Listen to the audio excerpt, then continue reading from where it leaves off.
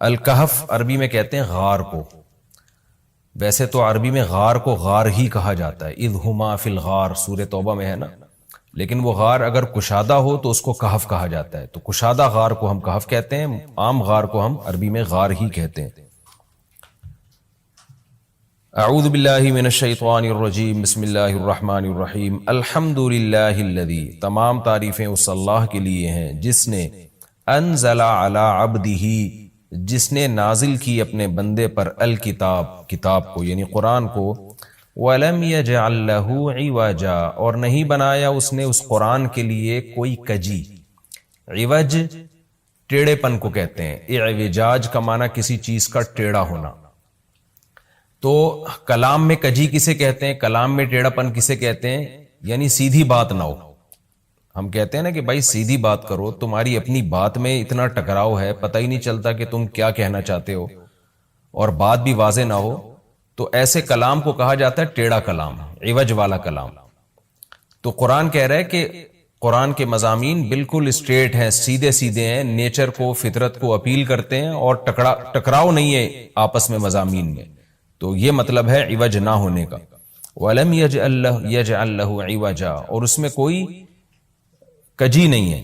قیماً، سیدھا سیدھا کلام ہے، یہ اسی لم یجعل لہ عوجا کو دوسرے لفظ کے ساتھ ایکسپلین کیا جا رہا ہے کہ جس میں کجی نہیں ہوتی تو ظاہر ہے وہ سیدھا کلام ہوتا ہے۔ قیماً، قیم سیدھا، لینذر بأسا، تاکہ یہ ڈرائے، بأسا ایک یعنی عذاب سے، مصیبت سے، شدیداً سخت عذاب سے، من لدنہ اللہ کی طرف سے، وَيُبَشِّرَ الْمُؤْمِنِينَ، اور مومنین کو یہ کلام خوشخبری سنا دے، الَّذِينَ يَعْمَلُونَ الصَّالِحَاتِ، وہ مومنین جو نیک عمل کرتے ہیں، کیا خوشخبری سنا دے ان کو، أَنَّ لَهُمْ أَجْرًا حَسَنًا، کہ بے شک ہے ان کے لیے اچھا اجر۔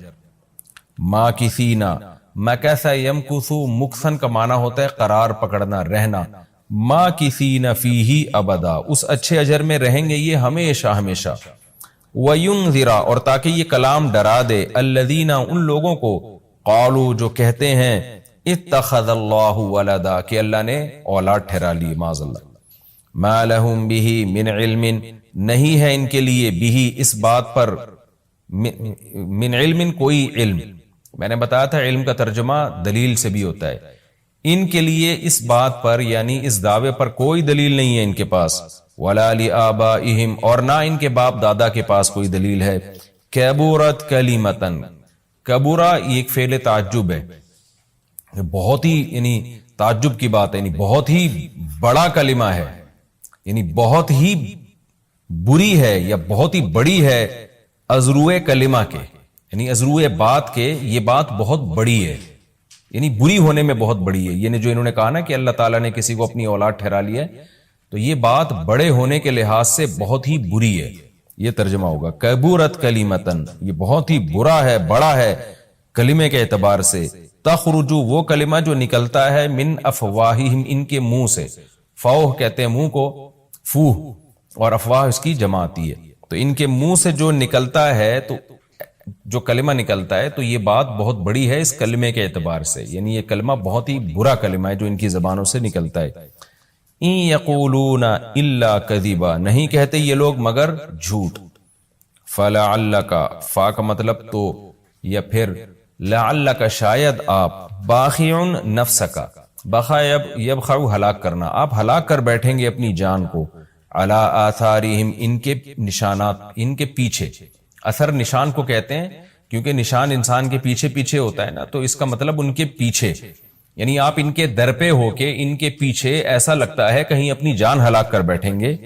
ان لم یؤمنوا، اگر یہ لوگ اس ایمان نہ لائے، بہذا الحدیث، اس بات پر یعنی قرآن پر ایمان نہ لے کر آئے، تو ایسا لگتا ہے شاید کہ آپ اپنی جان ہلاک کر بیٹھیں گے ان کے پیچھے، اسفا، افسوس کرتے ہوئے، اسفا تاسف اردو میں بھی استعمال ہوتا ہے نا، بڑا تاسف ہوا یعنی غم، تو آسان ترجمہ آیت کا کیا ہوگا، شاید کہ آپ ان کے پیچھے اپنی جان کو ہلاک کر بیٹھیں گے غم کی وجہ سے، اگر یہ اس بات پر ایمان نہ لے کر آئے، اس قرآن پر ایمان نہ لے کر آئے۔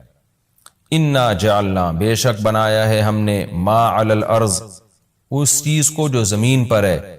کیا بنایا ہے ہم نے اس کو؟ زینت اللہ، زمین کے لیے زینت، یعنی زمین سے مراد ہے زمین والوں کے لیے. زمین والوں کے لیے ہم نے جو کچھ زمین کے اوپر ہے وہ زینت بنایا ہے. لِنَبْلُوَهُمْ، تاکہ ہم ان لوگوں کو آزمائیں. ایہم احسن عملا، کہ ان میں کون ہے جو عمل کے لحاظ سے زیادہ اچھا ہے. وَإِنَّا لَجَاعِلُونَ، اور بے شک بنانے والے ہیں ہم، ما اس چیز کو، علیہا جو زمین پر ہے. کیا بنانے والے ہیں؟ سعیدن میدان، جروزا چٹیل. سعید یصعد صعودن کا معنی اوپر چڑھنا. تو سعید زمین کے اوپر کے حصے کو کہتے ہیں، کیونکہ وہ سب سے اوپر والی پرت ہے نا زمین کی، تو سب سے اوپر ہوتی ہے، اس لیے اس کو سعید کہا جاتا ہے. تو مٹی کو بھی کہا جاتا ہے چونکہ زمین کے اوپر ہوتی ہے وہ. اور جروزا، جرز کہتے ہیں کاٹنے کو، جرز عربی میں، جروز کٹی ہوئی. تو کٹی ہوئی زمین کا مطلب ہے جس کی فصل کٹی ہوئی ہو. تو فصل جب زمین کی کٹتی ہے تو چٹیل میدان بن جاتی ہے. تو یہاں مطلب یہ نہیں ہے کہ زمین کے اوپر جس کی فصل کاٹ دی گئی ہو ہم وہ والی زمین کے اوپر کو وہ بنانے والے. مطلب یہ کہ چٹیل، یہ کنایا ہے یعنی مجاز ہے کہ جب فصل کٹ جاتی ہے تو زمین چٹیل میدان بن جاتی ہے. تو اس کا ترجمہ کیا ہوگا؟ وَإِنَّا لَجَاعِلُونَ، ہم بنانے والے ہیں، ما علیہا، ان تمام چیزوں کو جو زمین پر ہیں. کیا بنانے والے ہیں؟ سعیدن جروزا، چٹیل میدان بنانے والے ہیں. سب ختم ہو جائے گا. ام حسبتا، اے مخاطب یا اے محمد صلی اللہ علیہ وسلم، کیا آپ سمجھتے ہیں، کہ آپ گمان کرتے ہیں، ان اصحاب الکہفی، کہ غار والے لوگ، والرقیم، اور پہاڑ والے لوگ. رقیم رقمت الجبل، جبل کے کنارے کو کہتے ہیں. رقمت الجبل کا مطلب ہوتا ہے پہاڑ کا کنارہ. پہاڑ کے کنارے میں کوئی بھی جگہ ہو تو اس کو رقمت الجبل کہا جاتا ہے، اسی سے رقیم نکلا ہے. تو پہاڑ کے کنارے پر، یعنی رقیم کا مطلب کیا ہوگا؟ اصحاب الکہفی والرقیم، غار والے لوگ اور پہاڑ کے جانب والے لوگ. کیونکہ اصحاب کہف جو تھے وہ غار میں بھی تھے، اور ظاہر ہے وہ غار پہاڑ کی جانب میں تھا، تو اس لیے ان کو اصحاب الکہف بھی کہا، اصحاب الرقیم بھی کہا. اور بعض حضرات نے کہا کہ یہ رقیم رقم سے نکلا ہے. رقم یرقم کا معنی ہوتا ہے لکھنا. تو مرقوم ہے نا، مرقوم لکھی ہوئی چیز کو کہا جاتا ہے.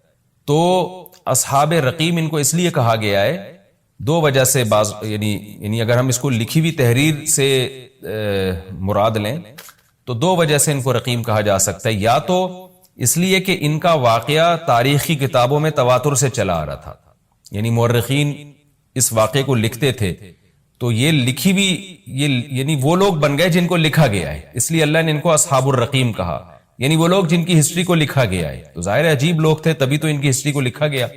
نارمل واقعات عام طور پہ نہیں لکھے جاتے. اور بعض نے کہا نہیں، رقیم ان کو اس لیے کہا گیا کہ پہاڑ جس میں انہوں نے کئی سو سال گزارے، یعنی بہت عرصہ گزارا، تو اس پہاڑ میں ان کے نام پھر لوگوں نے لکھ کے لٹکا دیے تھے، تو اس لیے بھی ان کو رقیم کہا گیا ہے. رقیم والے یعنی وہ لوگ جن کے نام کی پرچی پہاڑ پہ لٹکا دی گئی تھی، تختی لٹکا دی گئی تھی. تو خیر دو مفہوم ہو سکتے ہیں، زیادہ ترجیح اس کو دی گئی ہے کہ اس سے پہاڑ مراد لیا جائے، تو آسان ترجمہ بھی یہی بنے گا. ان ام حسبت ان اصحاب الکہف والرقیم، اے نبی کیا آپ سمجھتے ہیں کہ غار والے اور پہاڑ والے لوگ کانوا من آیاتنا عجبا، وہ تھے ہماری نشانیوں میں سے بڑی عجیب نشانی.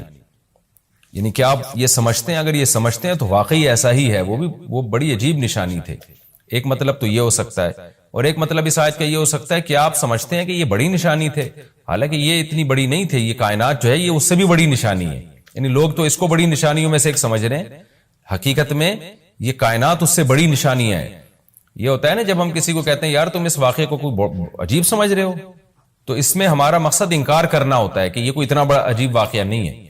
تو اللہ بھی بتا رہے ہیں کہ اے نبی، یہ جو لوگ آپ سے آ کے سوال پوچھ رہے ہیں کہ اصحاب کہف کا بڑا عجیب واقعہ تھا وہ کیا ہے، تو اللہ کہتے ہیں کہ آپ اس کو عجیب سمجھتے ہیں، یہ تو ہماری قدرت کا ایک ادنا سا اظہار ہے، ہم نے تو اس سے بڑے عجیب عجیب کام کیے.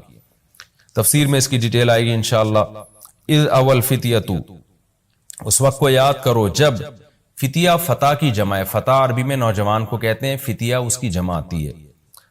اوا یا ابھی کا معنی ٹھکانہ پکڑنا، جب ٹھکانہ پکڑا چند نوجوانوں نے. فتیہ عربی میں فعلتن کا جو وزن ہے وہ جمع قلت کے لیے آتا ہے. قلت کا مطلب تھوڑے سے لوگ. فعلتن افعال افعل افعل، افعال، فعلۃ، افعلۃ، یہ 4 اوزان عربی میں آتے ہیں جمع قلت کے لیے، یعنی 9 سے کم پہ دلالت کرنے کے لیے۔ اذ اول فتیۃ، جب چند نوجوانوں نے ٹھکانہ پکڑا، الی الکہف، غار کی طرف، فقالوا، پھر کہنے لگے، ربنا آتینا، اے ہمارے رب ہم کو عطا کر دے، من لدن کا، اپنی طرف سے، رحمتن، رحمت بھی، وہیئ لنا، اور تیار کر دے ہمارے لیے، انتظام کر دے ہمارے لیے، ہیئ یہیئ، سبح یسبح کی طرح، تیار کرنا، انتظام کرنا، کھانا پکانے کو بھی کے لیے بھی یہ لفظ استعمال ہوتا ہے کیونکہ وہ تیار کیا جاتا ہے نا۔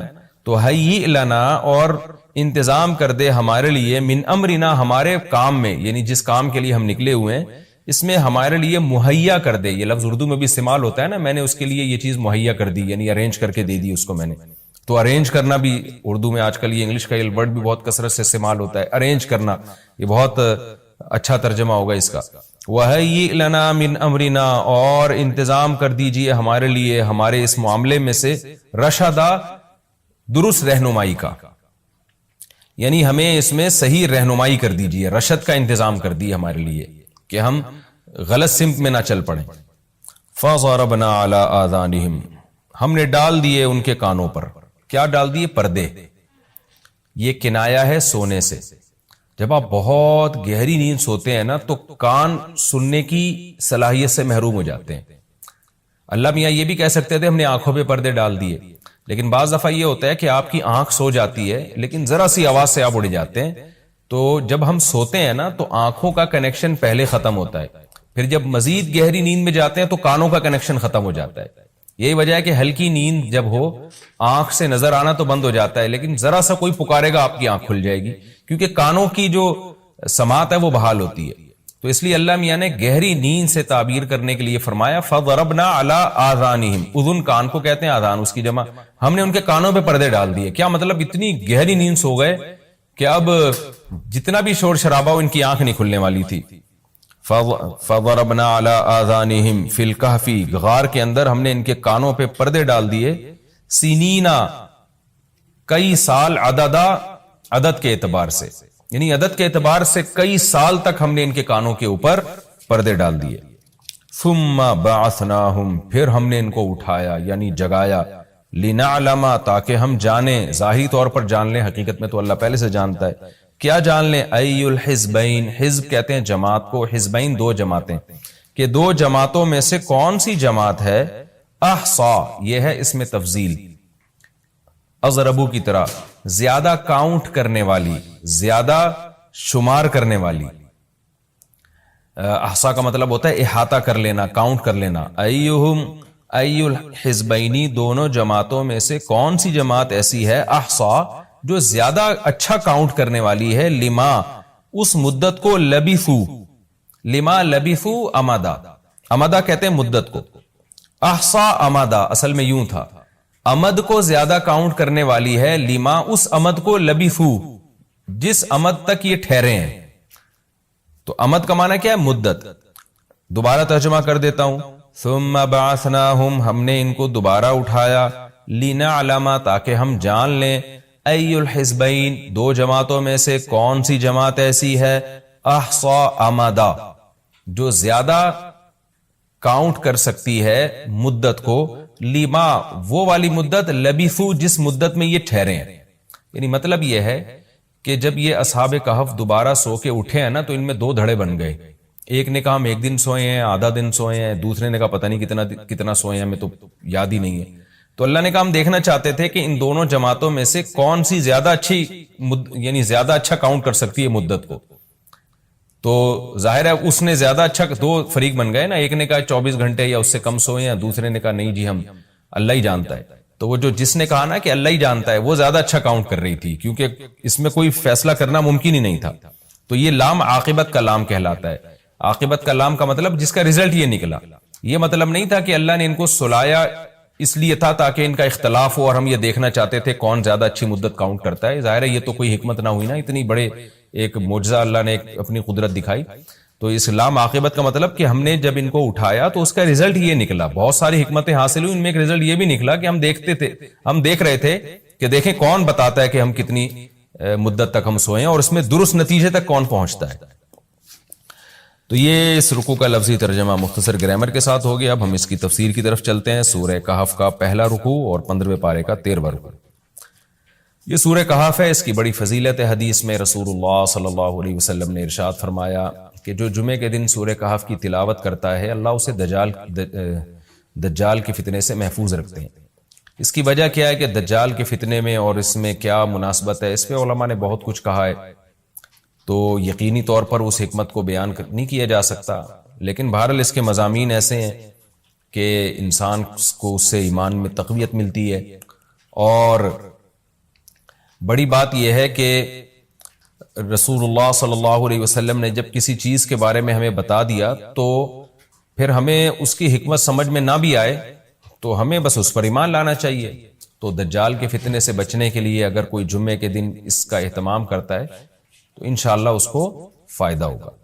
دجال کے فتنے سے بچنے میں سرسری غور سے ایک بڑی حکمت یہ معلوم ہوتی ہے کہ اللہ تعالیٰ نے بڑے بڑے قدرت کے اپنے نمونے دنیا میں دکھائے ہیں. جیسے اس میں خضر علیہ السلام کا واقعہ آئے گا، اصحاب کہف کا واقعہ، ذوالقرنین کا واقعہ، کہ کیسی اللہ نے ان کے ہاتھوں پہ اپنی قدرت کو ظاہر کیا. تو یہ اللہ تعالیٰ کے مختلف کام ہیں. یاجوج ماجوج کا تذکرہ بھی آئے گا اس میں. تو اس میں ہمیں پتہ چلتا ہے کہ اللہ کی قدرتوں میں بہت بڑی بڑی قدرتیں، اللہ مخلوق سے بھی بعض دفعہ بڑے بڑے کام لے لیتے ہیں. تو دجال بھی اللہ کی ایک مخلوق ہوگا، تو وہ اگر بڑے بڑے محیر العقول کام دکھا رہا ہے تو یہ اس کی علامت نہیں ہوگی کہ یہ خدا ہے.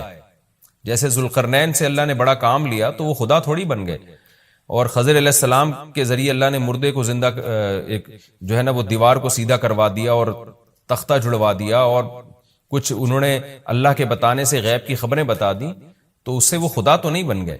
اور جو اس طرح اصحاب کہف کئی سو یعنی 300 سال تک غار میں سوتے رہے تو اس سے وہ خدا نہیں بن گئے. تو ایسے ہی دجال کے جب ہم محیر العقول واقعات دیکھیں گے تو یہ اس کی علامت نہیں ہے کہ یہ خدا ہے، بلکہ اللہ کی مخلوق ہے. تو اللہ تعالیٰ نے جیسے پچھلے پیغمبروں میں ایسے واقعات رونما ہوئے اور مقصد لوگوں کی آزمائش تھا، تو دجال بھی لوگوں کی آزمائش ہی کے لیے آئے گا. اور بہت ساری حکمتیں ہیں جو علماء نے بیان کی ہیں. اچھا، یہ جو جمعے کے دن سورہ کہف پڑھنے کی فضیلت ہے، تو یہ جمعے کی رات کو اگر کوئی پڑھ لے تو بھی یہ فضیلت حاصل ہو جائے گی. تو کیونکہ روایات میں جمعے کی رات کا بھی تذکرہ ملتا ہے اور جمعے کا بھی تذکرہ ملتا ہے. الحمدللہ الذی، تمام تعریفیں اس اللہ کے لیے ہیں، انزل علی عبدہ الکتاب، جس نے اپنے بندے پر کتاب کو نازل کیا، ولم یجعل لہ عوجا، اور اس کتاب میں اس نے کوئی کجی نہیں رکھی. یہ قرآن کا کمال ہے. آپ الحمد سے لے کے والناس تک پڑھیں، 2 اور 2 4 کی طرح اس کی آیتیں اور اس کے مضامین سمجھ میں آتے ہیں. قرآن کے علاوہ کوئی بھی مذہبی کتاب آپ پڑھ لینا تو آپ کو سمجھ میں نہیں آئے گی کہ یہ کیا کہا جا رہا ہے اس میں، اور وہ باتیں نیچر کو اپیل بھی نہیں کریں گی، اور انسان وسوسوں کا شکار ہو جائے گا اور مصیبت میں پڑ جائے گا. لیکن قرآن کے دعوے کتنے واضح ہیں، اور دعووں میں تناقض نہیں ہے. قرآن نے کہا خدا ایک ہے، ہر جگہ یہی کہا کہ ایک ہے. محمد صلی اللہ علیہ وسلم کو کہا کہ نبی ہیں، بشر ہیں، نبی ہیں.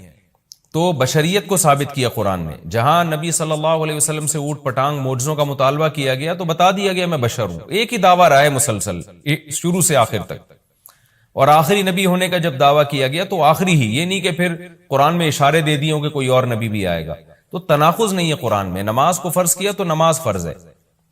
تو یہ جتنے مضامین، پھر اخلاقیات کی جو تعلیم دی وہ تعلیم سیم ہے. تو یہ ہے کہ عوج نہیں ہے، بالکل نیچر کو اپیل کرنے والی 2 اور 2 4 کی طرح صاف ستھری باتیں قرآن مجید میں. یہ خود قرآن کا ایک بہت بڑا معجزہ ہے. آپ کبھی بھی کسی جھوٹے آدمی کو جب سنیں گے نا، اس کی باتوں میں ٹکراؤ بہت ہوگا.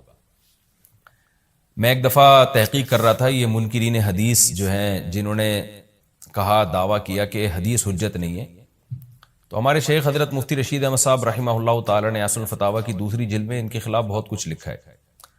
تو اس میں ایک بڑی دلچسپ بات یہ تھی کہ جب یہ منکرین حدیث کا جو بانی ہے نا، پرویز نام تھا اس کا، پورا نام اس وقت ذہن میں نہیں ہے، تو اس کی کتابوں سے حضرت نے تناقض نکالا. مفتی رشید احمد صاحب رحمۃ اللہ علیہ نے تناقض کیا نکالا؟ ایک جگہ لکھ رہا ہے کہ حدیث حجت نہیں ہے، دوسری جگہ لکھ رہا ہے کہ حدیث حجت تو ہے لیکن جن ذرائع سے ہم تک پہنچی وہ ذرائع حجت نہیں ہے. اور ایک جگہ لکھ رہا ہے کہ حدیث حجت بھی ہے لیکن صرف نبی صلی اللہ علیہ وسلم کے دور تک کے لیے حجت ہے، ہمیشہ کے لیے حجت نہیں ہے۔ تو ایسے کئی تناقض، تو اس میں حضرت نے لکھا کہ اس سے پتہ چلتا ہے کہ یہ بیچارہ خود اس کو پتہ نہیں ہے کہ یہ اس کا دعویٰ کیا ہے، یعنی اس سے صاف واضح ہوتا ہے کہ ان کا مقصد صرف اور صرف ہمیں اسلام سے ہٹانا ہے، اور حدیث کو مشکوک قرار دے کر، کیونکہ زیادہ تر جو قوانین ہمیں اسلام کے ملتے ہیں وہ تو قرآن میں بہت کم ملتے ہیں، وہ تو احادیث میں ملتے ہیں۔ قرآن تو زیادہ تر عقیدے کی بات کرتا ہے، آخرت کے تصور کو ہماری نظروں میں اجاگر کرتا ہے، اخلاقیات سکھاتا ہے، مسائل، فقہی مسائل، وہ تو زیادہ تر احادیث میں ہے، اسلامی قانون جسے ہم کہتے ہیں۔ تو مقصد اس کا یہ ہے کہ اسلامی قانون سے کسی طرح لوگوں کو ہٹایا جائے۔ تو جیسے جس وقت بن پڑی وہ دعویٰ اس نے کر دیا۔ کبھی مجلس دیکھی کہ یار اس وقت یہ دعویٰ کرنا زیادہ مناسب ہے کہ حدیث حجت تو ہے لیکن جن ذرائع سے پہنچی وہ ذرائع قابل اعتماد نہیں ہے، تو وہاں اس نے یہ دعویٰ کر دیا۔ تو جھوٹا آدمی کسی ایک بات پہ ٹکتا نہیں ہے۔ آپ مرزا غلام احمد قادیانی کے دعووں کو دیکھ لیں، اس کی کتابوں میں کہیں وہ لکھتا ہے کہ میں نبی نہیں ہوں، میں تو امام ہوں، اور کہیں لکھتا ہے کہ میں، شروع میں اس نے یہ دعویٰ کیا تھا کہ میں نبی نہیں ہوں، میں امام مہدی ہوں، پھر اس نے دعویٰ کیا میں حضرت وہی عیسیٰ علیہ الصلوۃ والسلام جو مسیح موعود وہ ہوں۔ اس کی کتابوں میں اتنا ٹکراؤ ہے، وجہ اس کی ہے کہ باطل کا ایک ہدف ہوتا ہے، تو وہ دیکھتا ہے کہ جیسا دیس ویسا بھیس، جیسے اس کا ہدف ہوتا ہے شہرت، دولت، اور یا لوگوں میں پھوٹ ڈالنا یا کوئی منصب حاصل کرنا کسی سے، تو وہ پھر دیکھتا ہے کہ جس وقت جو طریقہ اس کو سوٹیبل لگتا ہے نا، وہ وہی طریقہ اختیار کر لیتا ہے۔ تو ہر باطل میں یہ ہوتا ہے، آج بھی ہم دیکھتے ہیں جو اہل باطل ہوتے ہیں وہ کسی ایک بات پہ ٹکتے نہیں ہیں۔ ایک تو ہوتا ہے نا انسان سے غلطی سے ایک دعویٰ ہو گیا اس سے رجوع کر لے، وہ ایک الگ چیز ہے، وہ تو ہر انسان سے خطا ہو سکتی ہے، لیکن اہل باطل کے دعووں میں بہت ٹکراؤ ہوتا ہے، وہ کسی ایک بات پہ ٹکتے نہیں ہیں۔ آج بہت سارے اسکالرز ایسے ہیں کہ آپ جب ان کی تقریریں سنیں گے یا ان کی کتابیں پڑھیں گے تو انہیں بہت ٹکراؤ نظر آئے گا، اسی سے صاف پتہ چل جاتا ہے کہ یہ لوگ اپنے دعوے میں مخلص نہیں ہیں، ان کا مقصد پھوٹ ڈالنا ہے۔ تو جتنی جو تحریف شدہ آسمانی کتابیں ہیں، یہ جتنے باطل مذاہب ہیں، ان میں بھی آپ کو یہ ٹکراؤ نظر آئے گا۔ تو قرآن یہ دعویٰ بار بار کرتا ہے کہ اللہ تعالیٰ نے جو کلام اپنے حبیب صلی اللہ علیہ وسلم پہ نازل کیا اس میں آپ کو عوج نظر نہیں آئے گا، کوئی کجی نظر نہیں آئے گی، بہت واضح 2 اور 2 4 کی طرح وہ اپنے دعووں کو دعوے کرتا ہے قرآن مجید، اور اس پر دلائل قائم کرتا ہے۔ قیماً، اللہ فرماتے ہیں سیدھا سیدھا کلام ہے، لینذر بأسا، تاکہ یہ ڈرا دے۔ کہ اللہ تو نے اتنا صاف ستھرا کلام نازل کیوں کیا؟ اللہ کہتے ہیں 2 وجہ سے، برے لوگوں کو ڈرانے کے لیے، اچھے لوگوں کو امیدیں دلانے کے لیے، تاکہ برے لوگ برائی سے بچیں اور اچھے لوگوں کو موٹیویشن ملے۔ یہ دعویٰ بھی قرآن کا کتنا پیارا اور کتنا صاف ستھرا ہے۔ برائی کو ختم کرنا چاہتا ہے قرآن، اچھائی کو پروموٹ کرنا چاہتا ہے۔ لِيُنذِرَ بَأْسًا شَدِيدًا، ہم نے کیوں نازل کیا؟ تاکہ یہ ڈرا دے شدید عذاب سے، مِن لَدُنْهُ، اللہ کی طرف سے، یعنی اللہ کی طرف سے ڈرا دے۔ وَيُبَشِّرَ الْمُؤْمِنِينَ، اور ایمان والوں کو خوشخبریاں سنا دے۔ کون سے ایمان والے؟ الَّذِينَ يَعْمَلُونَ الصَّالِحَاتِ، جو اچھے اعمال کرتے ہیں۔ کیا خوشخبری سنا دے؟ ان لہم اجرا حسنا، کہ ان کو اجر ملے گا بہت اچھا، اور ایسا اجر ملے گا ماکثین فیہ ابدا، رہیں گے اس اجر میں وہ ہمیشہ ہمیشہ۔ وینذر الذین قالوا، اور تاکہ یہ کلام ڈرا دے ان لوگوں کو، الذین قالوا، جو کہتے ہیں اتخذ اللہ ولدا۔ اللہ نے ڈرانے کا ذکر 2 دفعہ کیا، اس لیے کہ ایک تو عام لوگ جو برے ہوتے ہیں ان کو ڈرا دے، اور مشرکین میں خاص طور پر یہ برائی تھی کہ یہود و نصارہ کی باتوں میں آ کے اللہ کے لیے اولاد ٹھہرا لیا کرتے تھے، وہ فرشتوں کو بیٹیاں کہہ دیا، یا عیسائیوں کی باتوں میں آ کے اللہ کے لیے اولاد ٹھہرا دی۔ تو اس لیے اللہ نے خاص طور پر ان مشرکین اور ان کافروں کا ذکر کیا جو نبی صلی اللہ علیہ وسلم کے دور میں اللہ کے لیے اولاد ٹھہراتے تھے، کہ ان کو بھی ڈرا دیا جائے۔ وَيُنذِرَ الَّذِينَ قَالُوا، اور ڈرا دے ان لوگوں کو جو کہتے ہیں اتخذ اللہ ولدا، کہ اللہ نے ٹھہرا لی ہے اولاد۔ سورہ کہف بھی مکی صورتوں میں سے ہے نا، تو اس میں بھی توحید کا مضمون بہت ہوگا۔ ما لہم بہ من علم، نہیں ہے ان کے لیے اس دعوے پر کوئی دلیل، ولا لآبائہم، اور نہ ان کے باپ دادا کے پاس کوئی دلیل تھی۔ یہ اکثر کہتے تھے نا بھائی ٹھیک ہے ہمارے پاس دلیل نہیں ہے لیکن ہم اپنے باپ دادا کو فالو کرتے ہیں، تو اللہ کہتے ہیں تمہارے باپ دادا کے پاس کون سے اس دعوے کی کوئی دلیل تھی؟ اور یہ جملہ ہلکا نہیں ہے، کبرت کلمتن، بہت بڑا ہے یہ کلمے کے اعتبار سے، ایسا کلمہ جو ان کی منہ سے نکلتا ہے، منہ سے نکلنے والا کلمہ یہ بہت بڑا کلمہ ہے، بہت بھاری ہے زمین اور آسمان پر، کہ اللہ کے لیے اولاد ٹھہرا دی۔ ان یقولون الا کذبا، نہیں بولتے یہ لوگ مگر نرا جھوٹ بولتے ہیں یہ۔ فلعلک باخع نفسک علی آثارہم، اللہ تعالیٰ اپنے حبیب صلی اللہ علیہ وسلم کو تسلی دے رہے ہیں کہ اتنا سری جھوٹ بولتے ہیں اور آپ کی دعوت اتنی واضح ہے پھر بھی ایمان نہیں لاتے، تو اے نبی کہیں ایسا نہ ہو کہ آپ غم میں اپنی جان ہی نہ ہلاک کر بیٹھیں، کیونکہ رسول اللہ صلی اللہ علیہ وسلم کا دل بہت گھٹتا تھا کہ اتنی واضح بات میں کر رہا ہوں، اتنا میرے دعوے میں اتنی کلیئرٹی ہے، اس کے باوجود یہ مانتے کیوں نہیں ہیں؟ تو غم سے آپ کا سینہ گھٹتا تھا، تو اللہ نے آپ کو بتایا کہ یہ آپ کی حالت یہ ہو گئی ہے شاید کہ آپ اپنی جان ہی ہلاک کر بیٹھیں۔ دیکھیں اللہ کا شاید یہ ہماری زبان میں اللہ ہم سے بات کرتے ہیں نا، ورنہ اللہ کے لیے تو شاید نہیں، اللہ کے لیے جو چیز ہوتی ہے یقینی ہوتی ہے۔ تو یہاں شاید کا مطلب کیا ہوگا کہ کوئی بھی دیکھنے والا آپ کی کنڈیشن کو دیکھے نا اس وقت، تو وہ کہے گا کہ آپ کی موت نہ واقع ہو جائے، اتنا غم ہے آپ کو۔ تو مقصد ہے غم کی شدت کو بیان کرنا۔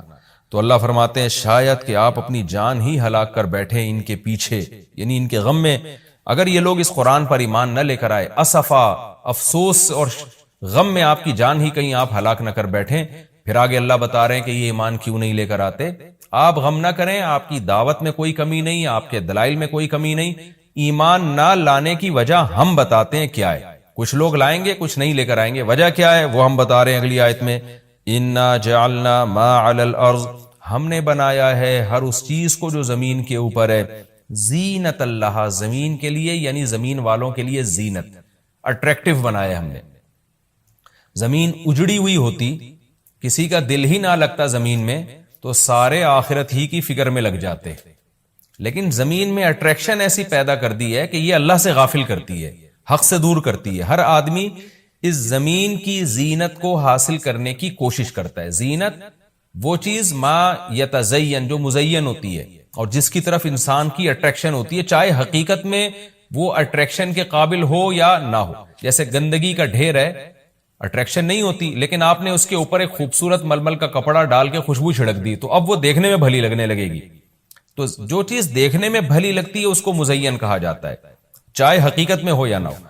تو اللہ نے کہا کہ ہم حقیقت میں زمین اچھی ہے یا نہیں ہے یہ لوگ اس کو نہیں دیکھتے، بس اٹریکٹیو ہے اس کو دیکھتے ہیں کہ اس کا یہ اٹریکٹ کرتی ہے اپنی طرف۔ حقیقت میں دیکھا جائے تو مسافر خانہ ہے نا، کتنی بھی مل جائے تو ختم ہونے والی ہے، تو فنا ہونے والی چیزوں سے کون دل بہلاتا ہے۔ لیکن اللہ بتا رہے کہ ہم نے چونکہ اس کو مزین کر دیا ہے، تو اس مزین ہونے کا نتیجہ یہ ہے کہ کچھ لوگ اس میں پڑھ کے اللہ کو بھول جاتے ہیں اور کچھ اس کی حقیقت کو دیکھ کر اللہ کو یاد رکھتے ہیں۔ تو آزمائش جبھی ممکن ہے جب اس زمین کو اٹریکٹیو بنایا جائے۔ آگے اس لیے اللہ نے فرمایا کہ ہم نے بنایا ہے جو کچھ اس زمین کے اوپر ہے، زینت اللہ، زمین کے لیے مزین۔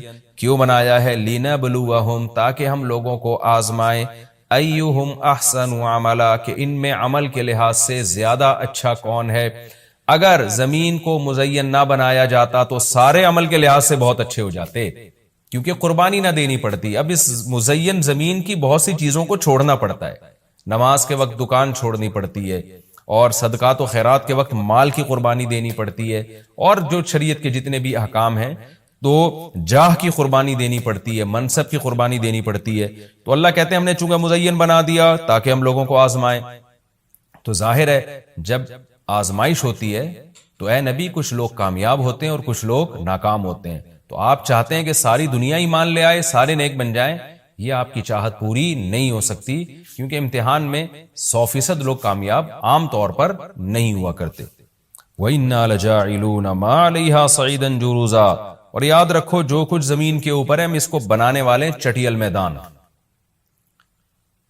یعنی اللہ نے جب یہ کہا نا کہ زمین کے اوپر کی چیزوں کو ہم نے مزین کر دیا، تو آگے نافرمانوں کو ایک دھمکی بھی دے دی ہے کہ تم جو اس میں پڑھ کر ایمان سے اور نیک عمل سے غافل ہو رہے ہو کہ بھئی اتنی اٹریکشن ہے، تو اس کا ایک دوسرا پہلو بھی ہے۔ وہ پہلو کیا ہے؟ چٹیل میدان بن جائے گی، سب تباہ و برباد ہو جائے گا۔ یعنی ایگزامینیشن ہال میں جب جو نعمتیں آپ کو دی جاتی ہیں وہ ہمیشہ کے لیے تھوڑی دی جاتی ہیں، وہ تو اس وقت تک کے لیے دی جاتی ہیں جب تک امتحان چل رہا ہے، اس کے بعد وہ لے لی جاتی ہیں واپس۔ تو اسی طرح اللہ اس زمین کو ختم کر دیں گے، اور تب پوری ترقی، جو انسان کی جتنی بھی ترقی ہے زمین میں اور کائنات میں، ساری زمین بوس ہو کے ختم ہو جائے گی، اور اللہ تعالیٰ جس مقصد کے لیے انسان کو پیدا کیا گیا اس مقصد کے بارے میں انسان سے سوال کریں گے۔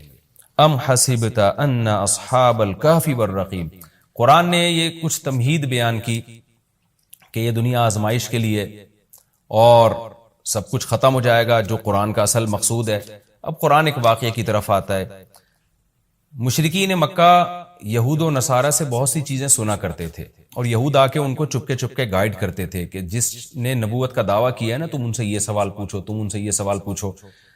پھر یہود دیکھتے تھے کہ ہماری تورات کے مطابق جواب ملتا ہے کہ نہیں ملتا، تو ان کا یعنی خیال یہ تھا کہ محمد صلی اللہ علیہ وسلم جواب نہیں دے پائیں گے تو ہم بتائیں گے دیکھو ہماری تورات میں تو یہ لکھا ہے، اگر یہ اللہ کے نبی ہیں تو یہ تو ہر آسمانی کتاب یہ واقعہ بیان کرتی ہے، تو قرآن کیوں بیان نہیں کر رہا؟ تو یہودیوں نے آ کے مشرکین مکہ سے کہا، مشرکین مکہ نے نبی صلی اللہ علیہ وسلم سے سوال پوچھا۔ ان میں 3 سوال تھے، ایک روح سے متعلق جس کا سورہ بنی اسرائیل میں جواب دے دیا گیا، ایک حضرت ذوالقرنین سے متعلق کہ وہ کون سا بادشاہ تھا جس نے پوری دنیا پہ حکومت کی ہے، ان کا تذکرہ اللہ نے قرآن میں بیان کیا، اور ایک اصحاب کہف کے بارے میں۔ تو اب قرآن ان کے واقعے کو بیان کر رہا ہے۔ ام حسبت ان اصحاب الکہف والرقیم کانوا من آیاتنا عجبا، اے نبی آپ یہ سمجھتے ہیں کہ اصحاب کہف اور جبل والے، پہاڑ والے لوگ، غار اور پہاڑ والے لوگ کیا ہماری نشانیوں میں سے بڑی عجیب نشانی تھے؟ کیا آپ یہ سمجھتے ہیں؟ یعنی یا تو اس کا جواب یہ کہ واقعی یہ نشانی تھے، یا یہ کہ یہ اتنی بڑی نشانی نہیں تھے جتنی بڑی اس کائنات کو بنا دینا بڑی نشانی ہے۔ اذ اول فتیتو، اللہ نے اس واقعے کو بیان کیا، اس وقت کو یاد کرو جب چند نوجوانوں نے ٹھکانہ پکڑا الی الکہف، ایک بڑے غار کی طرف، فقالو، پھر کہنے لگے۔ اب دیکھیں قرآن جب واقعہ بیان کرتا ہے نا، تو سوال تو مشرکین نے اصحاب کہف کا پوچھا تھا، بتا دیا جاتا بھئی ایک زمانے میں اصحاب کہف تھے، جو مشرک بادشاہ تھا جس کے ظلم سے تنگ آ کے وہ علاقہ چھوڑ کے چلے گئے، اور 300 سال غار میں رہے، اور پھر 300 سال کے بعد واپس آئے، اور لوگوں نے پھر بڑی عقیدت کی، محبت کی، بس اتنا کافی تھا۔ لیکن قرآن واقعہ اس انداز سے بیان کرتا ہے کہ اس میں اسباق ملنا شروع ہو جائیں، ہمیں اس میں اسباق ملنا شروع ہو جائیں۔ اب دیکھیں شروع کیسے کیا جا رہا ہے۔ کیا تم یہ سمجھتے ہو کہ اصحاب کہف کا واقعہ کوئی عجیب واقعہ ہے؟ یعنی اللہ کے لیے تو کوئی عجیب نہیں ہے، یعنی انسانوں پر گویا اللہ تعجب کر رہے ہیں کہ اس واقعے کو تم عجیب سمجھ رہے ہو، اور اس سے بڑے عجیب عجیب کام جو ہم نے کر دیے، پانی کے قطرے سے انسان کو بنا دیا، اور اتنا بڑا نظام بنا دیا ہم نے کائنات کا، اس کو عجیب نہیں سمجھ رہے۔ تو یہ انسان کی بھی عقل ہے نا کہ ایک واقعہ عجیب و غریب ہو جائے تو اس پہ حیران ہو رہا ہوتا ہے، اور وہ پوری کائنات بن گئی اور انسان کا پانی سے وجود میں آ جانا، چونکہ یہ ہم اس کے عادی ہو چکے ہیں یہ منظر دیکھنے کے، تو یہ ہمارے نظر میں عجیب نہیں رہا، ورنہ حقیقت میں تو اس سے زیادہ عجیب کام اللہ کر چکا ہے۔ تو ایک تو سبق اللہ نے ہمیں یہ بتایا اس واقعے میں کہ یہ واقعہ اتنا عجیب نہیں جتنا اللہ کے دوسرے کام زیادہ عجیب ہیں۔ تو قرآن واقعہ بیان کرتا ہے اس انداز سے تاکہ ہمیں اس سے اسباق ملے۔